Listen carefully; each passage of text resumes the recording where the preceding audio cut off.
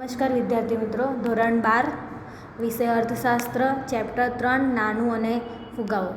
એમાં હવે આપણે પહેલો ક્વેશ્ચન જોઈ ગયા હતા, નાનાનો અર્થ અને એના કાર્યો. હવે આપણે બીજો ક્વેશ્ચન જોવાના છે, વિનિમય પ્રથાનો અર્થ આપો અને તેના ફાયદા અને મર્યાદાઓની ચર્ચા કરો. બરાબર, આ ક્વેશ્ચન પણ તમને 5 માર્ક્સમાં પૂછાઈ શકે છે અને એમાં 2 માર્ક્સમાં પૂછાઈ શકે છે કે વિનિમય પ્રથાના ફાયદા જણાવો. આ 2 માર્ક્સમાં આવી શકે છે. જ્યારે પણ આવો ક્વેશ્ચન આવે ને આ ક્વેશ્ચન તમને જુલાઈ 19માં પૂછાઈ ગયું છે. બરાબર, તો વિનિમય પ્રથાનો અર્થ આપો અને તેના ફાયદા અને મર્યાદા ચર્ચો, આવો પણ આવશે ક્વેશ્ચન. કાં તો અથવા સાટા પ્રથાનો અર્થ આપી સાટા પ્રથાની મર્યાદા જણાવો, કારણ કે વિનિમય પ્રથા અને સાટા પ્રથા એક જ શબ્દ છે. બરાબર, તો પહેલાં આપણે અર્થ લખીએ કે વિનિમય પ્રથાનો અર્થ શું છે. તો વિનિમય પ્રથા સાટા પ્રથા એટલે વસ્તુ કે સેવાના બદલામાં અન્ય વસ્તુ કે સેવા મેળવવાની પ્રથા. બરાબર, અન્ય વસ્તુ કે સેવા મેળવવાની પ્રથા. ખેડૂત શું કરે છે? અનાજનું ઉત્પાદન કરે છે. બરાબર, હવે જેમ કે ખેડૂત ઘઉં પેદા કરી સ્વ વપરાશ માટે ઘઉં રાખી વધારાના ઘઉં આપી ચોખા, કાપડ, ચપ્પલ વગેરે મેળવે છે બીજા પાસેથી. બરાબર, જ્ઞાન આપનાર શિક્ષક જ્ઞાનના બદલામાં અનાજ મેળવે, મોચી ચપ્પલના બદલામાં અનાજ મેળવે, કાપડ, ઘી વગેરે મેળવે છે. એટલે શું છે, જો ખેડૂત ઘઉં પેદા કરે છે, પોતાના માટે રાખે છે ને વધારાના ઘઉં હશે એના માટે શું કરે છે, કાં તો મોચી ચપ્પલના બદલામાં એને અનાજ આપશે. બરાબર, કાપડના બદલામાં એને અનાજ આપશે, ઘીના બદલામાં એને અનાજ આપશે. બરાબર, શિક્ષક પણ શું કરે છે, જ્ઞાનના બદલામાં અનાજ મેળવે છે. બરાબર, તો શું છે, આ શું છે, વસ્તુના બદલામાં અન્ય વસ્તુ કે સેવા મેળવવાની પ્રથા, એને શું કહેવાય? વિનિમય પ્રથા. બરાબર, હવે વિનિમય પ્રથાના ફાયદાઓ શું છે? તો જ્યારે પણ આવી રીતે ક્વેશ્ચન આવે તો આવી રીતે લખવાનો, વિનિમય પ્રથાના ફાયદાઓ. વિનિમય પ્રથાના ફાયદાઓ નીચે મુજબ છે. પહેલું લખો, પહેલું કઈ પ્રથા છે તમારી?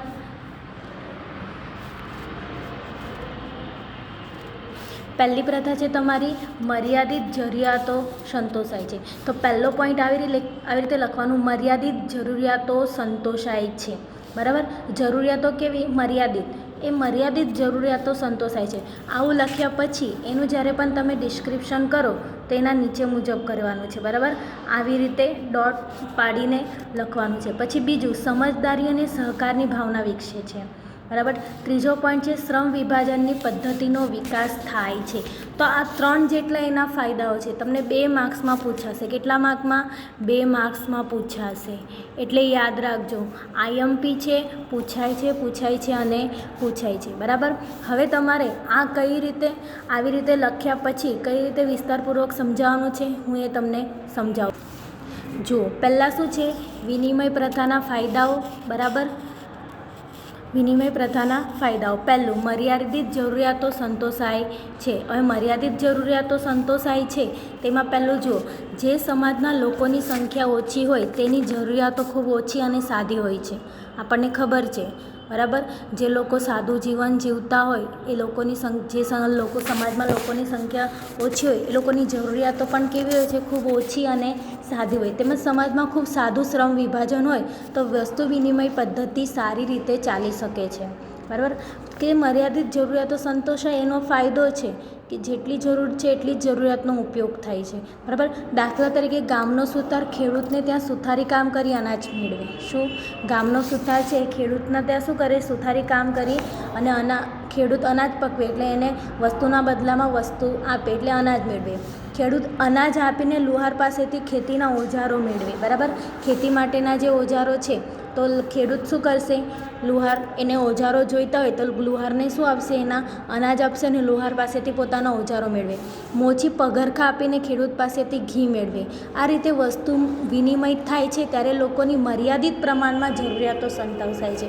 લોકોનું શું છે? એ લોકોની જરૂરિયાતો ખૂબ ઓછી છે, મર્યાદિત છે. એટલે લોકોની મર્યાદિત પ્રમાણમાં શું થાય છે? જરૂરિયાતો સંતોષાય છે. લોકોની મર્યાદિત પ્રમાણમાં જરૂરિયાતો સંતોષાય છે. એટલે શું કીધું છે? પહેલો ફાયદો છે કે મર્યાદિત જરૂરિયાતો સંતોષાય છે. કારણ કે જે સમાજમાં લોકોની સંખ્યા ઓછી હોય એ લોકોની જરૂરિયાતો પણ ખૂબ ઓછી હોય છે અને સાદી હોય છે. બરાબર, પહેલો ફાયદો સમજ પડી ગઈ. ઉદાહરણ પણ આપી દીધેલા છે તમને. જુઓ, ગામનો સુથાર ખેડૂતને ત્યાં સુથારી કામ કરીને અનાજ મેળવે અને ખેડૂત લુહારને અનાજ આપીને પોતાનો ઓજારો મેળવી શકે છે, અને શું મોચી પગરખા આપીને ખેડૂત પાસેથી ઘી મેળવી શકે છે. આ રીતે વસ્તુ વિનિમય થાય છે ત્યારે લોકોની મર્યાદિત પ્રમાણમાં જરૂરિયાતો સંતોષાય છે. હવે આવે છે તમારો બીજો પોઈન્ટ. બીજો પોઈન્ટમાં શું કીધું છે તમને જુઓ કે સમજદારી અને સહકારની ભાવના વિકસે છે. સમજદારી અને સહકારની ભાવના, બરાબર. વિનિમય પ્રથા થાય છે, વસ્તુ કે સેવાના બદલામાં શું છે, અન્ય વસ્તુ કે સેવા મેળવવાની પ્રથા છે. એટલે સમજદારી હોવી જોઈએ અને બંને વચ્ચે જે વસ્તુની આપ-લે કરે છે એ બંને વચ્ચે સહકારની ભાવના હોવી જોઈએ. એટલે વિનિમય સમજદારી અને સહકારની ભાવનાનું પરિણામ છે. જો બે વ્યક્તિઓ સમજુ અને સહકારની ભાવનાવાળી હોય તો જ વસ્તુ વિનિમય થઈ શકે છે. જો શું કીધું છે, જો બે વ્યક્તિઓ સમજુ અને સહકારની ભાવનાવાળી હોય તો જ વસ્તુ વિનિમય થઈ શકે છે. દરેક વ્યક્તિ જે વસ્તુની બનાવટમાં કે ઉત્પાદનમાં કુશળ અને હોશિયાર હોય તેવી વસ્તુઓ બનાવે. આપણને ખબર છે દરેક વ્યક્તિ શું છે, જે વ્યક્તિ જે વસ્તુની બનાવટને કે ઉત્પાદનમાં કુશળ અને હોશિયાર હોય તેવી જ વસ્તુઓ બનાવે છે. કઈ રીતે? તો દાખલા તરીકે ખેડૂત શું કરે છે, એ અનાજ પકવામાં કુશળ છે, તે ખેતીનું જ કામ કરશે, અનાજ ઉગાવવાનું કામ કરશે, બરાબર. મોચી છે એ ચપ્પલ અને પગરખા બનાવવામાં કુશળ હોય તો એ ચપ્પલ અને પગરખા જ બનાવશે, બરાબર. નહીં જે શ્રમિક હોય છે, કર્મચારી હોય છે, કામદાર, કાપડ બનાવવામાં હોશિયાર હોય તો એ કાપડનું જ બિઝનેસ કરશે. સુથાર છે તો એ સુથારી કામ એને સારી રીતે આવડે તો એ સુથારી કામ કરશે, બરાબર. લુહાર છે એ લોખંડના ઓજારો બનાવવામાં એ કુશળ હોય તો એ જ કામ કરશે. તો એવી વસ્તુઓ બનાવે, તે પોતાની જરૂરિયાત પૂરતી પોતાની પાસે રાખે ને વધારાની વસ્તુ જેને જરૂર હોય તેને આપે અને બદલામાં પોતાની જરૂર હોય એવી વસ્તુઓ તેની પાસેથી મેળવે છે. એટલે શું છે, શું કીધું છે, જે વસ્તુઓ બનાવે છે તો તે પોતાની જરૂરિયાત પૂરતી પોતાની પાસે રાખી વધારાની વસ્તુઓ જેને જરૂર હોય તેને આપે અને એના બદલામાં પોતાને જરૂર હોય એવી વસ્તુઓ તેની પાસેથી મેળવે. આપણે ઉપરના દાખલામાં જોયું ને, દાખલા તરીકેમાં એક્ઝામ્પલ તરીકે ગામનો સુતાર હોય છે એને શું અનાજની જરૂર હશે તો એ ખેડૂત પાસેથી અનાજ મેળવશે અને ખેડૂતને જરૂરી વસ્તુ શું એનું સુથારી કામ કરી આપશે, બરાબર. એવી જ રીતે ખેડૂતને જો ઓજારોની જરૂર હશે તો એ શું લુહાર પાસેથી ઓજારો મેળવશે અને એને શું આપશે, અનાજ આપશે અને એને જરૂરી વસ્તુ એને અનાજ આપશે. એટલે એ પોતાની પાસે રાખશે, બરાબર. ખેડૂત પણ શું કરશે, ખેતી કરશે, અનાજ પકવશે, એને જરૂર હશે એટલા, જાણે કે ઘઉંનું ઉત્પાદન કર્યું છે તો એને જરૂર હશે એટલા ઘઉં શું રાખશે, ઘઉં કે ચોખા એની પાસે રાખશે અને વધારાના શું કરશે, જેને જરૂર હશે એને આપશે અને એને જેને જરૂર છે એની જે જરૂરિયાતની વસ્તુ છે એની પાસેથી મેળવશે. આમ વસ્તુ વિનિમય પ્રથામાં પરસ્પર સહકારની ભાવના અને સમજદારી વિકસે છે. એટલામાં જ કેટલે કીધું છે કે સમજદારી અને સહકારની ભાવના વિકસે છે. પહેલું હતું મર્યાદિત જવાબદારી સંતોષાય છે, બીજું છે સમજદારી અને સહકારની ભાવના વિકસાય છે. હવે ત્રીજો પોઈન્ટ આવશે તમારું શ્રમ વિભાજનની પદ્ધતિનો વિકાસ થાય. શ્રમ વિભાજન એટલે શું, શ્રમનું શું થાય છે, વિભાજન. તો એ પદ્ધતિનો વિકાસ થાય છે. કઈ રીતે? તો વસ્તુ વિનિમયની પદ્ધતિ આજની સૂક્ષ્મ શ્રમ વિભાજન પદ્ધતિની જન્મદાત્રી છે. જરૂરિયાતો વધવાથી, જરૂરિયાતોનું સ્વરૂપ બદલવાથી અને જરૂરિયાતોમાં વિવિધતા આવવાથી દરેક વ્યક્તિ પોતાની ફાવટ અને આવડતવાળી વસ્તુઓ બનાવવા લાગ્યો છે. જો શું કીધું છે કે વસ્તુ વિનિમયની પદ્ધતિ આજની સૂક્ષ્મ શ્રમ વિભાજન પદ્ધતિની જન્મદાત્રી છે. એટલે જરૂરિયાતો વધવાથી, જરૂરિયાતોનું સ્વરૂપ બદલવાથી, જરૂરિયાતોમાં વિવિધતા આવવાથી દરેક વ્યક્તિ પોતાની ફાવટ અને આવડતવાળી વસ્તુઓ બનાવવા લાગ્યો છે બનાવવા, બરાબર. આમ કામ અને પ્રવૃત્તિઓનું વિભાજન થવાથી વિવિધ પ્રકારની વસ્તુઓનું ઉત્પાદન વધ્યું છે, બરાબર. એટલે જે પણ વસ્તુ બનાવવા, જે પણ વ્યક્તિ જે વસ્તુ બનાવવામાં શું છે કુશળ હશે, ઉત્પાદન કરવામાં કુશળ હશે, હોશિયાર હશે તો એ શું કરે છે, કામ અને પ્રવૃત્તિનું વિભાજન થયું છે. ખેડૂત તો અનાજ પકવે છે, સુથાર તો સુથારી કામ કરે છે, લાકડાની વસ્તુઓ બનાવે છે, લુહાર તો લોખંડની વસ્તુઓ બનાવે છે, મોચી તો ચપ્પલ ચામડાની વસ્તુઓ બનાવે છે. તો આ શું થાય છે, આ કામ અને પ્રવૃત્તિનું વિભાજન થવાથી વિવિધ પ્રકારની વસ્તુઓનું શું થાય છે, ઉત્પાદન વધ્યું. તેની સાથે સમય અને શક્તિનો પણ બચાવ થયો, કારણ કે એક જ વ્યક્તિ બધી વસ્તુઓનું ઉત્પાદન કરતું નથી. શ્રમ વિભાજન થાય છે, બરાબર. જે જે વ્યક્તિ જેમાં કુશળ હશે, હોશિયાર હશે, એ વસ્તુ બનાવે છે અને વિભાજન થાય છે, બરાબર. એટલે વસ્તુનું ઉત્પાદન વધે છે અને વસ્તુનું ઉત્પાદન વધે એટલે સમય અને શક્તિનું પણ શું થાય છે, બચાવ થયો છે. આમ વસ્તુ વિનિમયને લીધે વ્યક્તિઓ વચ્ચે કામનું વિભાજન થતાં શ્રમ વિભાજનની પદ્ધતિનો વિકાસ થયો છે, બરાબર. એટલે વસ્તુ વિનિમયની પદ્ધતિના કારણે શું છે થયું છે, વ્યક્તિઓ વચ્ચે કામનું વિભાજન પણ થયું છે અને શ્રમ વિભાજનની પદ્ધતિનો વિકાસ પણ થયો છે. તો આ થયા તમારા વિનિમય પ્રથાના ફાયદા, બરાબર. આ તમને 3 માર્ક્સમાં નહીં પણ 2 માર્ક્સમાં પૂછાશે. વસ્તુ વિનિમય પ્રથાના ફાયદાઓ જણાવો, બરાબર. હવે આપણે એની શું જોવાની છે, મર્યાદાઓ. સાટા પ્રથાના અર્થની મર્યાદાઓ. પછી સાટા પ્રથાની મર્યાદાઓમાં આવી રીતે જ લખવાનું છે, સાટા પ્રથાની અથવા વિનિમય પ્રથાની મર્યાદાઓ. વિનિમય પ્રથાની મર્યાદાઓ નીચે મુજબ છે. પહેલું શું કીધું છે તમને, પહેલી મર્યાદા કઈ આપી છે કે દ્વિપક્ષ જરૂરિયાતોનો સુમેળનો અભાવ. એટલે વસ્તુ વિનિમય પ્રથા સરળતાપૂર્વક કામ કરે તે માટે અનિવાર્ય શરત દ્વિપક્ષ જરૂરિયાતોનો સુમેળ છે. અનેક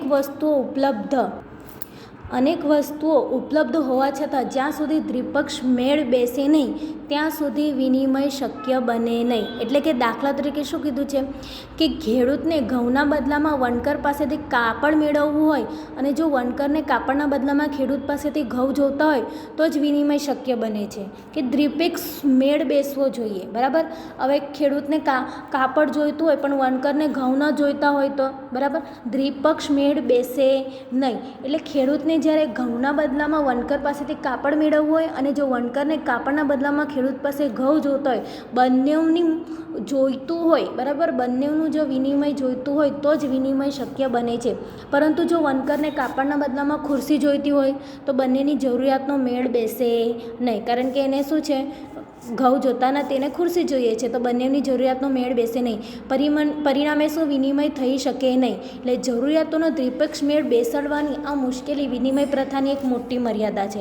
એટલે જ કીધું છે કે શું છે મર્યાદા, જો બંનેનો દ્વિપક્ષી મેળ બેસે નહીં તો વિનિમય પ્રથા શું છે, થઈ શકે નહીં. અહીંયા તમને કીધું છે, હવે ખેડૂતને ઘઉંના બદલામાં શું પગારખા જોઈતા હોય પરંતુ મોચીને શું જોઈએ છે, મોચીને ઘઉં નથી જોતા, શું જોઈએ છે, એ ઘઉંના બદલામાં પગારખા મેળવવાનું હોય અને મોચીને શું જોઈએ છે, ઘઉંના બદલામાં શું જોઈતું હોય, એને ઘઉં ન જોતા હોય, એને ઘી જોઈતું હોય, તો શું વિનિમય શક્ય નથી, કારણ કે જરૂરિયાતનો દ્વિપક્ષ મેળ બેસતો નથી. એટલે મોટામાં મોટી મર્યાદાઓ શું છે એની, કે વિનિમય પ્રથામાં શું છે, દ્વિપક્ષી જરૂરિયાતનો મેળ બેસતો નથી, એ મેળ બેસાડવાનો અભાવ છે, સુમેળ અભાવ છે, બરાબર.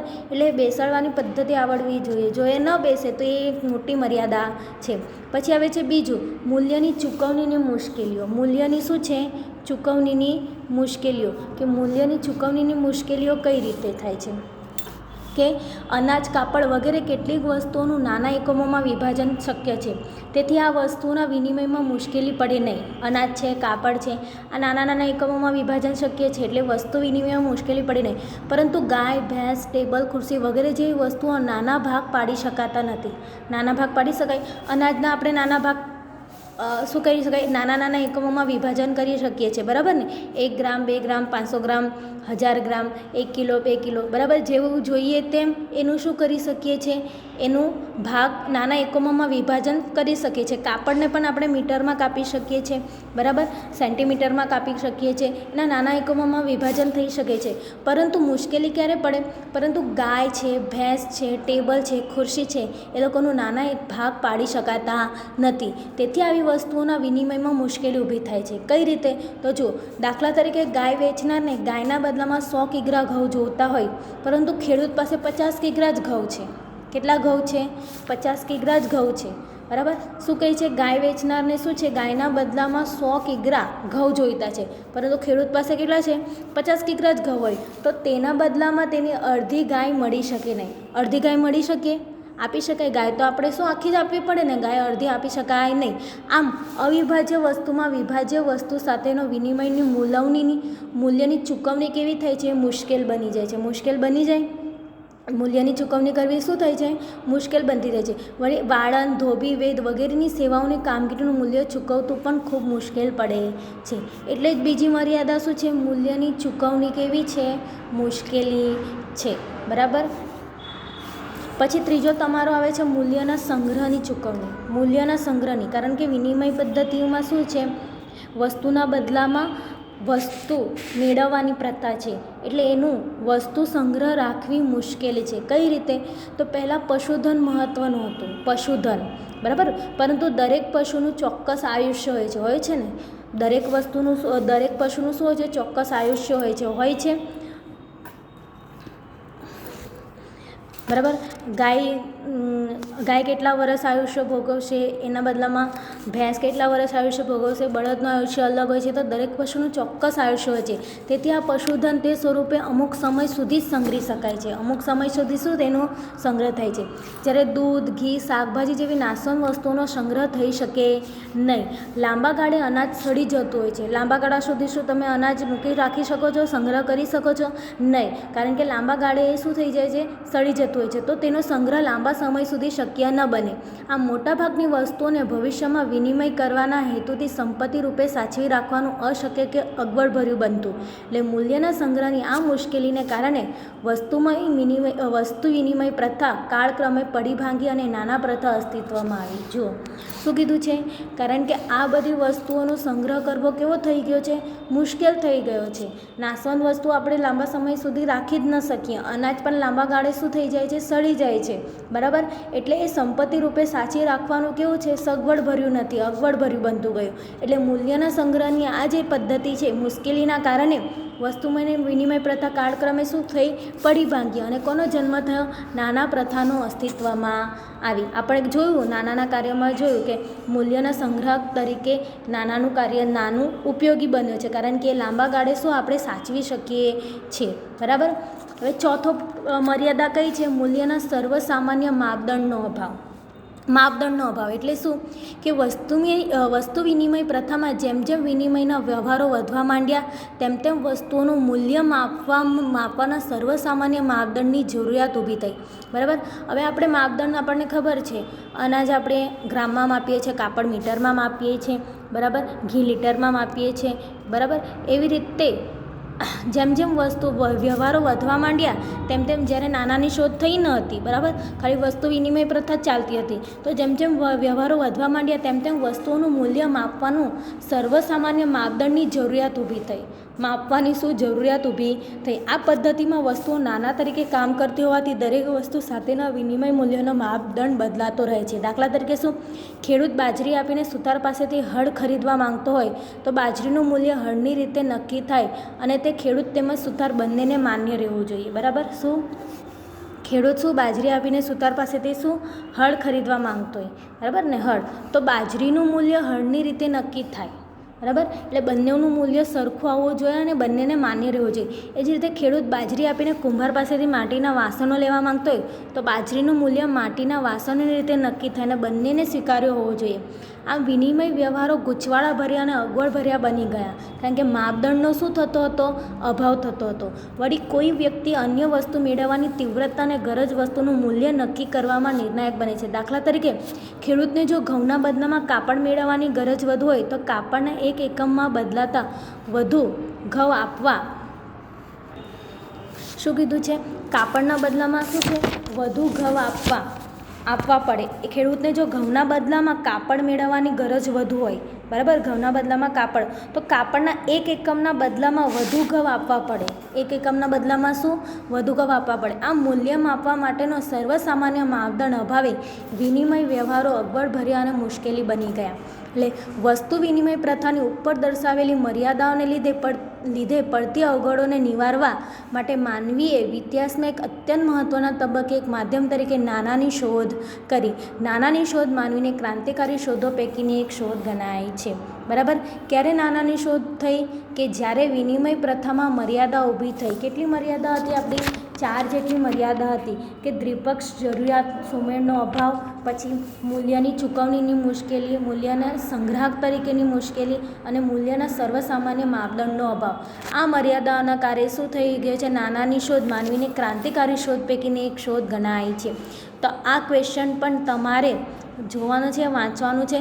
જો ફાયદા પણ 2 માર્ક્સમાં પૂછાઈ શકે છે અને મર્યાદામાં પણ 2 માર્ક્સમાં પૂછાઈ શકે છે, અને 2 માર્ક્સમાં નહીં પૂછાય તો 5 માર્ક્સમાં પણ આવી શકે છે. એટલે આઈએમપી ક્વેશ્ચન છે, મોઢે કરવો જરૂરી છે. બરાબર? નહીં સમજાય તો વોટ્સઅપ મેસેજ કરજો. જો કંઈ પણ ક્વેરી હશે તો હું તમને પાછો સમજાવીશ. અસ્તુ. આભાર.